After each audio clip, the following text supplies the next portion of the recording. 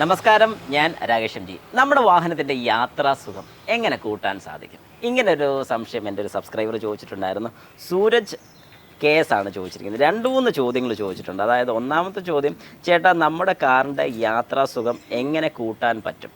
രണ്ടാമത്തെ ക്വസ്റ്റ്യൻ, എങ്ങനെ നമ്മുടെ കാറിൻ്റെ കുലുക്കം മാറ്റാൻ പറ്റും? ഒരു ക്വസ്റ്റ്യൻ കൂടെ ഉണ്ട്, നമ്മുടെ കാറ് എന്ത് ചെയ്താലാണ് കംഫോർട്ടബിൾ ആകുക? ഓക്കെ, ഈ 3 ക്വസ്റ്റ്യൻ ചോദിച്ചിട്ടുണ്ടെങ്കിൽ പോലും ഏത് വാഹനമാണ് യൂസ് ചെയ്യുന്നത് എന്നുള്ളതിനെക്കുറിച്ച് പറഞ്ഞിട്ടില്ല. ഓക്കെ, പോട്ടെ, കുഴപ്പമില്ല. നമ്മൾ യൂസ് ചെയ്യുന്ന കുറച്ച് പഴക്കമുള്ള വാഹനമാണെങ്കിൽ ആ വാഹനം ഒന്ന് ഷോറൂമിൽ കാണിച്ച് നോക്കുക. എന്തെങ്കിലും സസ്പെൻഷൻ റിലേറ്റഡ് ആയിട്ട് അതിന് ഡിഫക്റ്റ് ഉണ്ടോ എന്നൊന്ന് കൺഫേം ആക്കുക. അതായത് ഏകദേശം ഒരു 6-7 വർഷം പഴക്കമുള്ളൊരു വാഹനമാണ് നിങ്ങൾ യൂസ് ചെയ്യുന്നതെങ്കിൽ ആ വാഹനം ഒന്ന് ഷോറൂമിലുള്ള ടെക്നീഷ്യനെ കൊണ്ടോ അല്ലെങ്കിൽ സർവീസ് അഡ്വൈസറെ കൊണ്ടോ ജസ്റ്റ് ഒന്ന് ഓടിച്ച് നോക്കാം.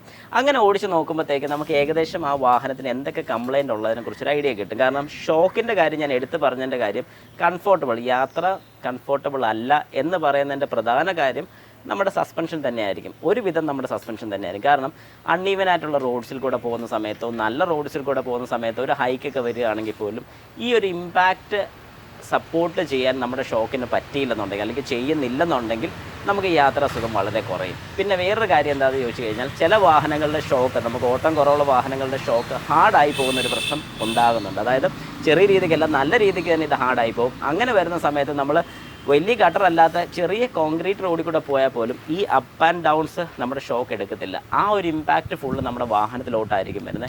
വാഹനം ഓടിക്കുന്ന വ്യക്തിക്ക് അതുപോലെ ബുദ്ധിമുട്ട് തോന്നും. നല്ല ഗട്ടറുള്ള വഴി കൂടെ പോയി കഴിഞ്ഞാൽ തീർന്ന് വയറെല്ലാം കൊണ്ട് കിടന്ന് കുലുങ്ങി നമുക്ക് ഭയങ്കര ബുദ്ധിമുട്ട് ഫീൽ ചെയ്യും. അതുകൊണ്ട് ആദ്യം തന്നെ റൈഡിങ്ങിൻ്റെ ഏറ്റവും കംഫോർട്ടബിൾ സ്റ്റേജ് അല്ലെങ്കിൽ ഏറ്റവും കംഫോർട്ട് നമുക്ക് കിട്ടുന്നത് നമ്മുടെ ഷോക്ക് അബ്സോർവർ തന്നെയാണ്.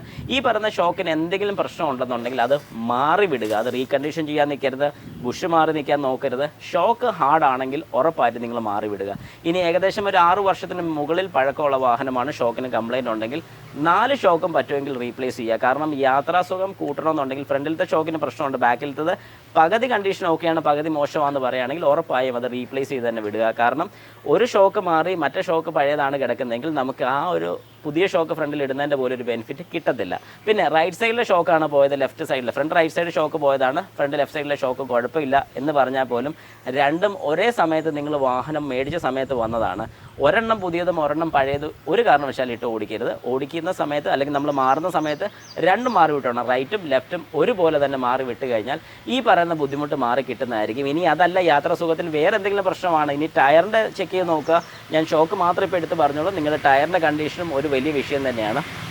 ടയറിന് കംപ്ലയിൻ്റ് ഉണ്ടോ എന്ന് അറിയാൻ വേണ്ടി നല്ലൊരു റോഡ് കൂടെ പോകുന്ന സമയത്ത് എന്തെങ്കിലും അപ്സ് ആൻഡ് ഡൗൺസ് നമ്മുടെ വാഹനത്തിന് ഫീൽ ചെയ്യുന്നുണ്ടോ എന്ന് നോക്കുക. കുലുങ്ങിയാണ് പോകുന്നതെങ്കിൽ അത് ടയറിൻ്റെ കംപ്ലയിൻ്റ് കൊണ്ടാണ്. ടയറിന് ഏകദേശം ഒരു 5 വർഷത്തിന് മേളിൽ പ്രായം ഉണ്ടെങ്കിൽ അല്ലെങ്കിൽ ആ ഒരു പഴക്കം ഉണ്ടെന്നുണ്ടെങ്കിൽ ടയറിന് എന്തെങ്കിലും കംപ്ലയിൻറ്റ് കൂടെ വരുന്നുണ്ടെങ്കിൽ ഉറപ്പായിട്ട് നിങ്ങൾ ആ ടയറങ്ങ് മാറി വിടുക. നിങ്ങൾക്ക് സുഖമായിട്ട് യാത്രാസുഖം കിട്ടുന്നതായിരിക്കും. സസ്പെൻഷൻ മാത്രമല്ല നമ്മുടെ വാഹനത്തിൻ്റെ ഒരു യാത്രാസുഖം എന്ന് പറയാൻ പറ്റത്തില്ല. കാരണം ഈ പറയുന്ന ടയറിനും ഒരു വലിയൊരു റോൾ അതിനകത്തുണ്ട്. ടയറിൻ്റെ ബൗൺസിങ് എഫക്റ്റും കാര്യങ്ങളൊക്കെ നമ്മുടെ ഷോക്ക് പോലെ തന്നെ നമ്മളെ ഹെൽപ്പ് ചെയ്യുന്നൊരു കാര്യമാണ്. ഓവറായിട്ട് ടയറിൻ്റെ പ്രഷർ ഒരു കാരണവശാലും അടിക്കരുത്.